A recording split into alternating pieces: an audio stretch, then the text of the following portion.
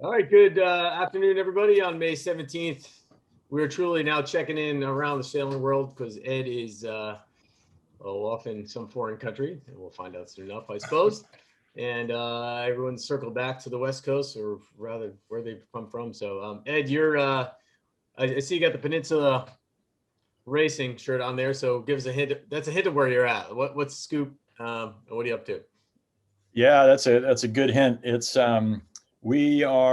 I'm in Slovenia in a town called Portoroz, which is it's about 15 miles away from Trieste, Italy. And we're doing the first RC44 event of the season. So really interesting to come here and see the difference in the countries and travel and see how that works. And to see how this event is handling, dealing with everything safely. It's good. Have you gotten the boat yet, or what kind of sailing have you gotten in? We just finished our third day on the water. This morning it was raining, and that turned to snow up in the mountains just a few miles away. It was blowing 25, 28 this morning, and it dropped down during the day, steadily dropping all day long, and ended up switching to a sea breeze, which was about almost 180 degrees from where it started. And there's a 5 or 6 knot sea breeze blowing now. So it's quite an interesting day here as Peter would know, when you can see snow, it's hard to have good race courses. When you can see snow, how do you get a sea breeze? Good point. Well, the Alps are very tall, and you can see the south side of them from here. But it's a beautiful, warm day, and it's actually it's very interesting to have traveled and gone through all the headache of trying to prepare for that and getting all the testing and the paperwork and learning all the rules for the different countries. It's been quite a challenge, but with the assistance of the class and the people who live over here in Europe already, we were able to make this happen, and it looks like it's going to be a really fun event, and with all of our friends that we've been missing for a year and a half.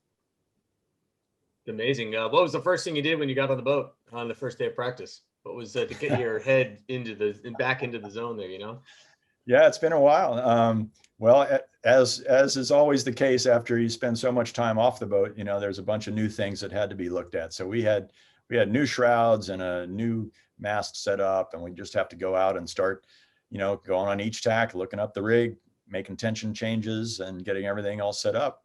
But it was only an hour or so to get everything ready. And then we right away got into racing with the other guys. The coaches put in a couple of chase boats and make a starting line, and off we go.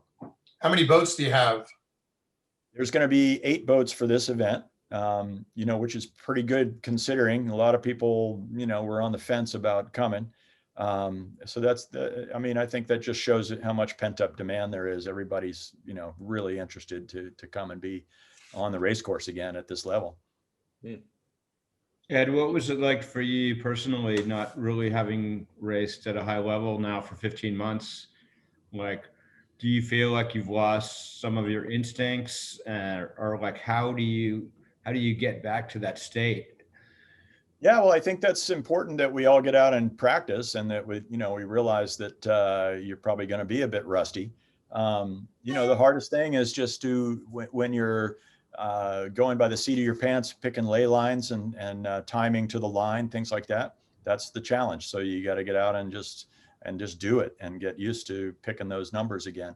When we sail the 52s or any bigger boats, like the maxi boats and stuff, we have some wonderful person like Peter Eisler, reading off really valuable information from a computer that tells us how much time there is to the line. But these boats are back to the dinghy world where you just have to figure it out by looking and taking a guess. So that's the hard part. And it's definitely, everybody's rusty, but it's impressive how quickly the group, has gotten back together, and the boats are sailing close together, and nobody's making incredible mistakes. So it's good. It's good fun. Do you guys have a playbook on your team that you developed over the years, and you were able to review that, like going into it, and kind of remind yourself, at least from a boat handling standpoint, what everybody does? Yes, and this crew's been together for a while, except for we have a new pit man, which is a critical position. So we did go over the playbook. We shared that a couple of weeks ago and made sure that everybody was thinking about it. And and our pit man's very talented. He's not like he's some new sailor. He's a top end guy. But he's the first time with us, and communication's a little different. So you just have to get that stuff organized. But I think, I went for a long time without sailing a laser, 25 years or something. And then my kids got a laser and I said, oh, I'm going to hop in one day. And I jumped in and the boat just felt just like I remembered, and it all came flooding back right away. And that's really, that's how it feels here. But you're not just you, it's the whole group that has to get that feeling. But it's really nice to have these guys that we have spent a lot of time together already, and just, get back out there and make it happen again. It's really good. How cool though. That must feel good. It does. It's amazing. It's like we never left. It's just that year is just gone, forgotten. And now we're all friends again. Everybody's on the dock talking, and, it's fantastic just to be around the groups that you really enjoy. That's really fun. And so is anybody sort of like leading out as the top team to beat, or what are your aspirations going into this one, just to get things going, or actually go out and win it? Is this like the practice race? Well, yeah, it's let's find out. But the early season, it's always everybody, it's a free for all in the first couple of races. And then the points start to add up and some people start focusing on each other and things change. And but I think right now you get the feeling throughout the fleet, every single team here can win the season. There's no slack teams. But you get the feeling throughout the fleet that that's maybe the second priority or third compared to getting back out there at all. And, it's really just, you can feel the energy from all around that people are so excited to get back in the boat together. It has, bringing in my last question, bringing in some of the international crew, has it been easy to get crews there and, or have they had to pull more local talent in? So how are teams dealing with the travel? I think there's a handful of people from New Zealand and Australia who chose to not come, not because they couldn't get here, but because when they would go back, they had to quarantine for 2 weeks, and that was just too big of a commitment for a 1 week event in Europe. I think maybe later in the summer, those folks will be able to come and stay in Europe longer when things get a little more open. But for this first one, that's a little hard. So there was a few crew changes because of that. It wasn't so much that you changed to local guys, but there's more Europeans sailing than there. Some of the Kiwis and the Australians are not here. It generally was challenging to get here, but not impossible by any means. There were a few people who got refused and had to buy different tickets. They were told they couldn't go on their itinerary when they actually got to the airport. Maybe that was right. Maybe it was wrong. With a little more study, maybe they could have insisted or shown the rules or something, but it was definitely tricky. Some people had to fly into Italy and then drive. Some people flew into Slovenia, which is a little bit different rules than Italy has. Everybody had a little different story, but everybody's here. Swim or kite your way there if you have to, I suppose, huh? Yeah. Well, cool. Well, good luck with the racing and happy birthday to you. What is you want to reveal the number, or are you gonna keep it on the DL for now? The number is 17. It's May 17. That's my number. Right on. It's been a while. We all know it's the years they continue to pass. But the good news is that last year didn't count. So we're all a year younger than we really think. I like that. A good point. I got my AARP application sent to me in the mail. So you've probably been getting those for a couple of years now, Ed. I was forwarding them to you. I'm surprised that finally. Is that what happened? Yeah. Oh man. Well, nicely done. And if you need to check out to get off your debrief, please check out. But otherwise, stick around and we got to hear Jonathan's take on the 1 day well, I guess it was many days, but one day of racing J70 North American Championship, which was must have been pretty frustrating. What happened out there, Jonathan? Yeah, this was the biggest J70 event now in a year and a half. 60 boats for the North Americans in Annapolis. The period before the event was great. We had 2 good practice days, and the practice race was good. Sort of 10 to 12, nice sea breeze, and it was actually really fun sailing. The first day of the regatta, it was kind of a diminishing northerly, and so they started the first race and got around the first half of it, and then the wind kind of died, so they pulled the plug on that one. Wind switched to a light sea breeze, and the wind kind of stayed in there like 2 or 3 knots. So we ended up having a race in super light air, and only half the boats finished, so they ended up chucking that one as well. So now we got no races after the first day. Second day was pretty good racing. It was again from the northeast, shifty and tricky and current and all the things we love about Annapolis. But they had 3 good races in sort of 5 to 11.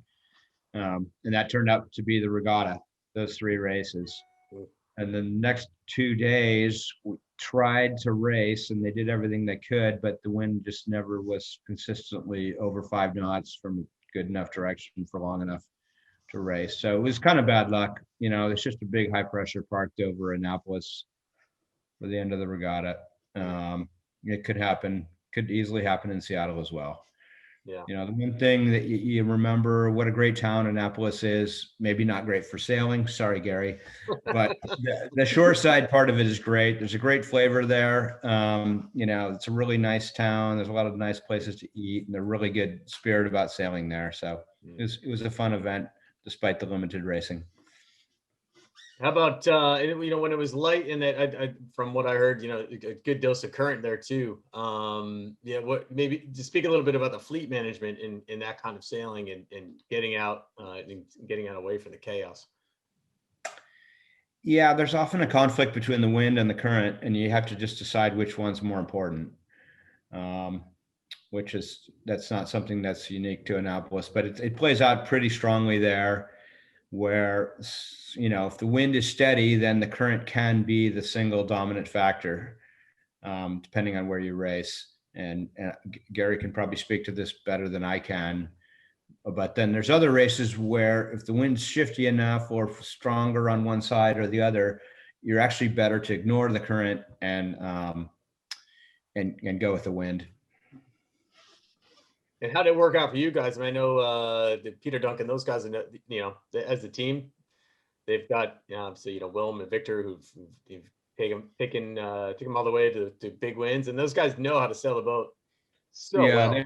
They're the world champions. They're the standard for sure. And so they got all top 5 scores on 3 tricky races. So it was pretty impressive and deserved champions. Did you have a chance to check in with them, and we got a sense of what worked for them, and what was the secret? Yeah, they go fast, and they just don't make mistakes. They get, if not brilliant, they get serviceable starts, and they just get clear lanes where they're able to put their speed to work, and then they put the boat in positions where they make gains.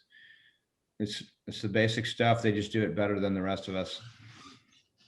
All right. So how does that change things going into the Worlds in a couple months in? Or is it it's going to be pretty different conditions in California. It's especially Marina del Rey has quite specific conditions, with a lot of swell. A lot of times the wave direction is different from the wind. Certainly lighter, or the morning race will be lighter and the afternoon race will be medium. That'd be fair to say, Pedro? Yeah, typically it sounds right. And you get the the backwash coming off the breakwater, if you're in close there, the waves are often bigger than the wind there. So Yeah, almost always. water Annapolis. All right, cool. Well, I bet that felt good to get that one done, but a lot of sitting around. And I guess my final question is, I mean, in the top programs, how do they make good use of sitting around and knowing that you're probably not going to get much racing done? You can never assume that you're not going to race. So you have to kind of find this balance when you're waiting between, chilling out and not getting all amped up and using up all your energy, but you don't want to like fall asleep either, so you have to sort of tread that line between staying prepared and, burning out. Staying out of the sun. Yeah. All right, and I guess the final question, at least for me, for the J70s was the race that was thrown out. It was. I imagine some people are not happy with that, including Bruce Collison, who had the master Judd Smith with him. And what was kind of the takeaway from the fleet there about killing a race that had at least enough finishers? Well, 58 out of 59 thought it was a good idea. Well, it had to be put in the context of the whole day, because they had already thrown out a race the day before where the wind had died, and when in fact the first lap was a pretty fair race, and then the wind dies, and that one gets chucked, but then this one doesn't. So it seemed a little inconsistent, and I think in retrospect they probably wouldn't have started that race under normal circumstances. Mm. You had Mark Foster as the PRO, is that correct? Yeah, that's correct. And he's as good as they come. Mark's excellent. Yeah. I think one thing that happens in the J70 class, and I'm not really sure it's a good thing, is the PRO is getting guidance from the class officer, even about things like when to start the race or when is it not a good race. And I just wonder if it's better just to fully empower the PRO to make those judgments, in consultation with the class guidelines, which are written down. But in real time, I'd like to see the PRO have more independence. Well, you get somebody as good as Mark Foster, I'd just put him in his hands and do the best you can, because he's as good as they come, I think. Yeah. All right. Well, thanks, Jonathan. Any questions for you guys? Finished what, fourth, fifth? We were fourth. All right. So happy with that. Yeah, very much so. Yeah, it's a really tough fleet. That top 10 is not easy to break into. Cool. Jonathan, what's the game plan looking forward to Marina Del Rey in terms of, for the top boats? What are they working on right now? What's the next great thing for the 70? Well, I think the thing is sort of shifting from these relatively flat water venues to the ocean waves and more wind and waves of California. And, we all know that racing in LA, speed kills. So I think people are just trying to get faster. And the downwinds can be huge too. In the bobbly sea state, the boats that do better downwind, you can make big gains. Probably most people are shifting down their target crew weights a little bit for that event as well. All right. Good dial up your high school sailors, right? Plenty of them out there. Get the kids on board. Cool. All right. So let's check in with you. What have you been up to? Gee, other than the horses. Yeah, I'm with the horses.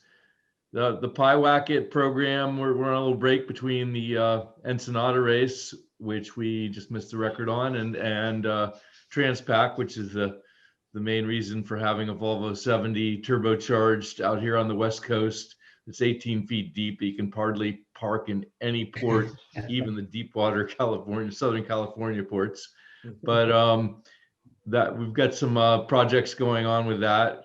And I've got some sailing. I'm coming east for the first time of the year. I'm looking forward to that, and got a training session with my classic boat, the Spartan, the New York 50 in Newport, coming up in a couple weeks. and a training session with a high performance 44-footer up in Santa Barbara right before that. So I'm going to be sort of in coach and practice mode for a while, and no races on the calendar, but looking forward to getting back east and on the water, and starting to look at the calendar and say, oh boy, it's going to be a summer sailing season of some sort. And then Chris Bedford, my partner with Marine Weather University, has gotten all excited, and we've got this week, tomorrow it starts up his advanced weather models class. So I'm really stoked to see what he comes up with that, and learn from the master.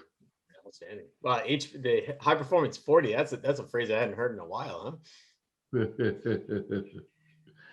Anything that's wet is high performance. Anything that's dry is low performance. That's wild. All right, Gary. Well, I've got a question on a couple things, but we haven't been here for a couple of weeks, and at some point in time, since you're a New York Yacht Club member, we'll throw it to you of what kind of spanner wrench was thrown out there into the works while we were away. What's the backstory on that one?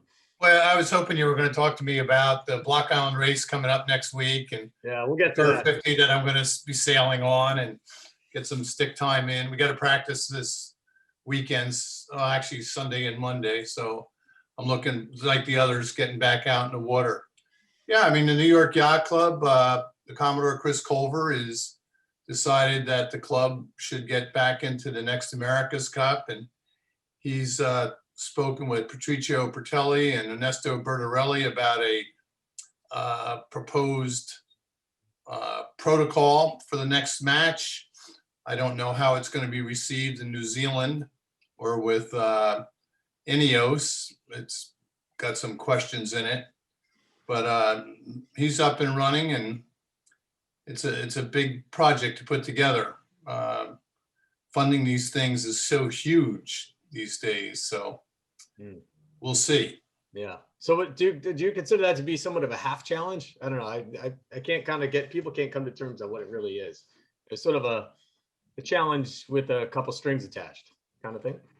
Well, the three syndicates have said, we'd like to challenge under these scenarios. And the question is, will New Zealand accept those scenarios? I personally think New Zealand's the country is not going to stand for the America's Cup going someplace else other than the Rocky Gulf or, around Auckland somehow. It just would astound me. I mean, Ed knows them as well and better, and so does Peter. But I think the next cup is in New Zealand, and if they win, the next one after that will be in New Zealand. If they don't win, well, then they'll move on. But this notion that, well, the next three cups are decided, we're going to go to New Zealand and then Italy and then England and then Newport. My serious question there is, well, what incentive is there for the French or the Spanish or the Japanese or maybe even the Chinese to challenge themselves? Because the whole thing is, if you win it, you take it to your own waters. And if that is taken away, and this proposal stretches to 2032 or 33, Yeah, pretty far. Ed and I are going to be old by then. So is Pedro. So sorry, I couldn't help myself there. But, I mean, it's quite bold. So we'll see if it gets accepted. Any opinion takers there?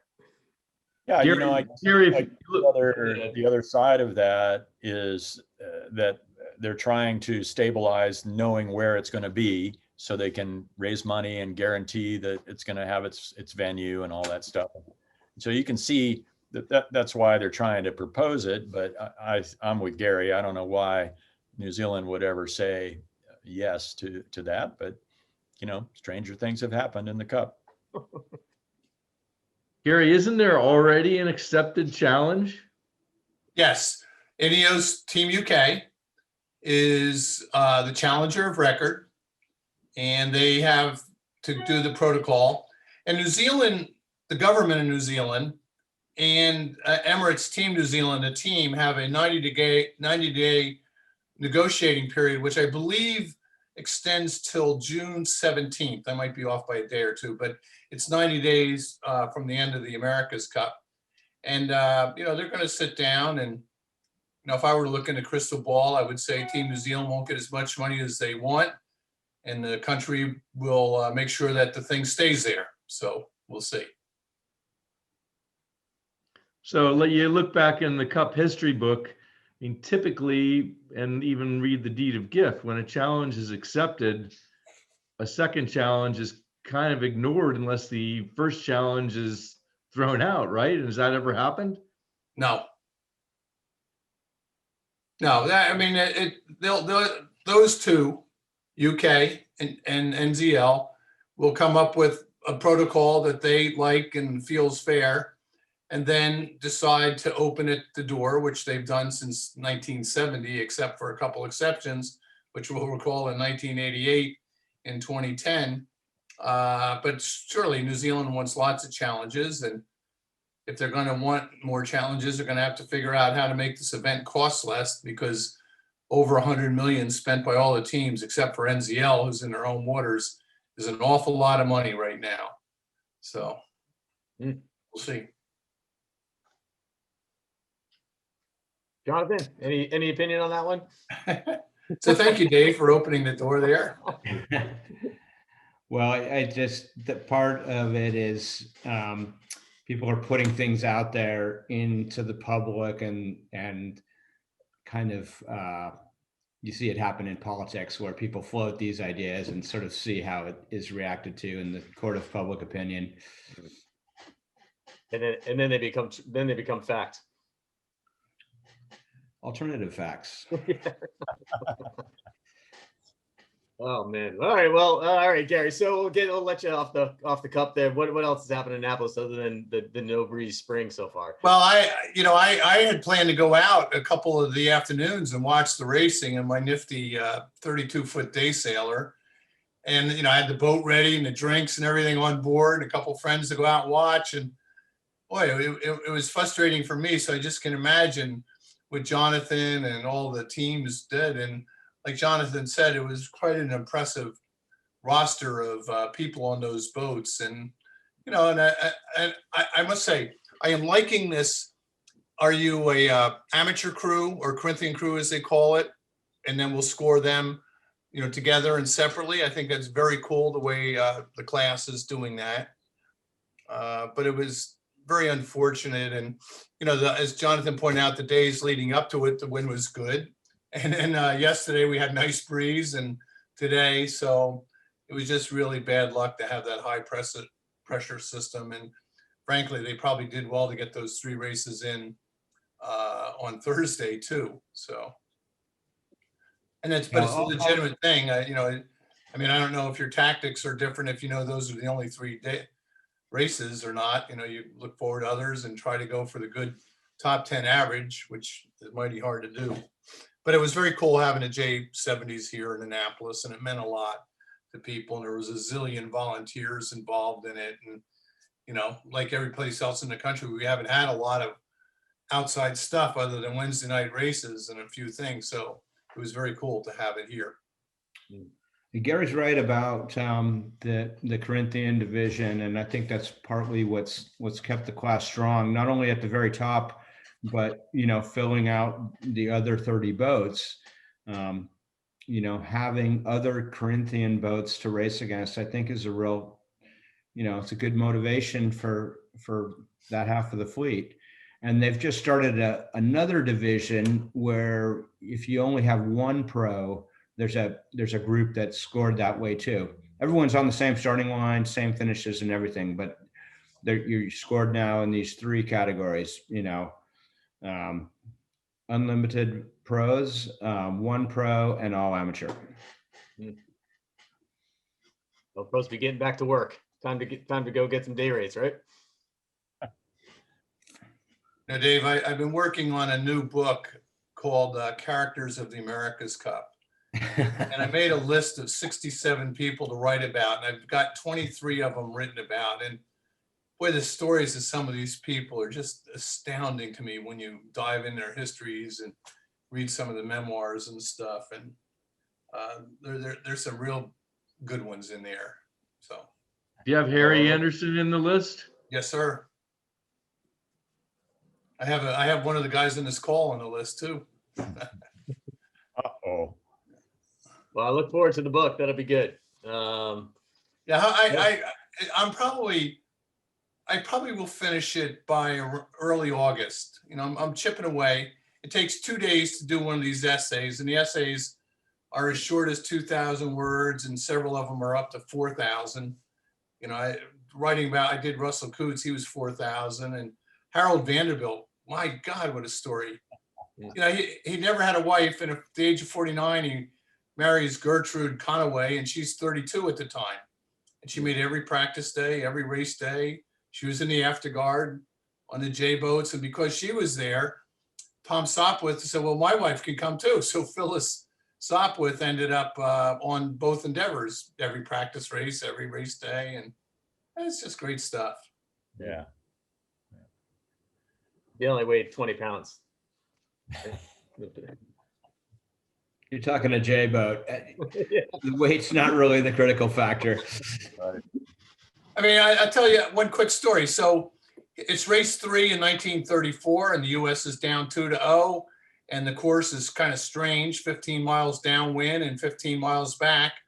By they get time to the leeward mark, the wind has shifted, so it's basically a cracked off upwind leg to the finish. You can lay it, but there's fog and it's misty, and you can't really see 15 miles away. And Sopwith is around the leeward mark 6 minutes and 37 seconds ahead. So you can imagine how little through the mist Endeavor must have looked to Rainbow when they came around the mark. So Vanderbilt was kind of disgusted. He goes down below.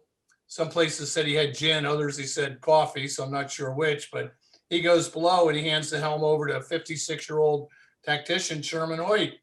And Sherman, the only thing he can think of is just start sailing higher and higher, that maybe he can sucker him over to come and tack and cover, because he's sure that they don't quite know where the buoy is. But his navigator, a Brown professor, Zenas Bliss, seems to know exactly where it is, telling him it's 10 degrees off to leeward. But they go up and up, and finally Endeavor tacks, and they're tacking through about 105 degrees as the wind's getting lighter, cross by 3 lengths, go 5 lengths to windward, have a bad tack, and then Rainbow goes to leeward, squeezes up, force them to tack away, and win by 2.5 minutes. I mean, it was a really great snooker job on when all the Endeavor had to do was bear off and head for the finish. Games in the fog, right? Yeah. The Well, value good luck of with the book. good Dead Reckoning. Yeah. Pedro, you must have read about Zenas Bliss along the way. He was quite clever as a navigator. You know, and part of it, you know, it doesn't matter how good you are as a navigator if you don't have, you know, if the dynamic in the afterguard isn't enough that the navigator can sway tactics or, you know, add their valuable input, then it, you know, doesn't work. So obviously he had a little bit more than just good knowledge and knew where the mark was. He also could talk the team into playing the game. And you think of Vanderbilt coming back on deck about 20 minutes later, thinking he's about to lose his 3rd race in a row, and oh, wait a minute, here they come on starboard. You know, and the whole crew laying on the leeward side of the boat, nobody saying a word, nobody putting their head up, and is he going to tack to leeward of us, ahead of us? And they continue on, and 5 lengths later, they finally tack and fall in. And then they never won it. Endeavor never won a race after that. They were So Gary, that's the next book right there. Is the stupidest moves of the America's Cup, or the bonehead, you know, the biggest boneheads of the America's Cup. That would be a fascinating book. I love that story. Well, we've all been part of those. So. Don't name names. Cool. Well, thanks everybody for joining. Ed, especially for squeezing us in before your debrief. Hey, all good. We appreciate being here. You know, I'm also, I just want to say back to Jonathan's comment, I'm pretty excited to hear him say that that it's really hard to get into the top 10 of the J70 regatta, because I'm I'm quite proud. And my two sons were both sailing on different boats, and they did the perfect thing. They tied, which of course makes everything happy in the household. But they tied for 10th. So in the boats that they were sailing. So I'm happy to hear that they had a good weekend there. Cool. Right on. Tied in the top 10. That's some good math. Well, make sure I know you've got some cameras and stuff on the boat, so we'd love to, if you bring us a little excitement from this week for next week, that'd be cool, Ed. And let's see some of your best moves. Okay, and I'll bring some pictures of snow because you can see it from here. You can keep the snow. It's nice here in Newport. It's supposed to get 80. Thursday night J24 racing starts this week. It's all kind of good and back to normal, man. Life is feeling good here. Nice. I don't know. I heard that there was a regatta there this weekend where you had a big thunderstorm and didn't get many races in for the club championships. Yeah, it was quiet up here this weekend, but it's all about the turn, right? That big high is going away. 80. We'll take 8 degrees anytime in the spring. All right. Well, thanks everybody. Have a great week, Dave. and we'll check with you later. Happy All right. birthday, Ed. Hey, Happy thanks, birthday, guys. Ed. Happy See birthday. ya. All right. All Cheers. right. See y'all.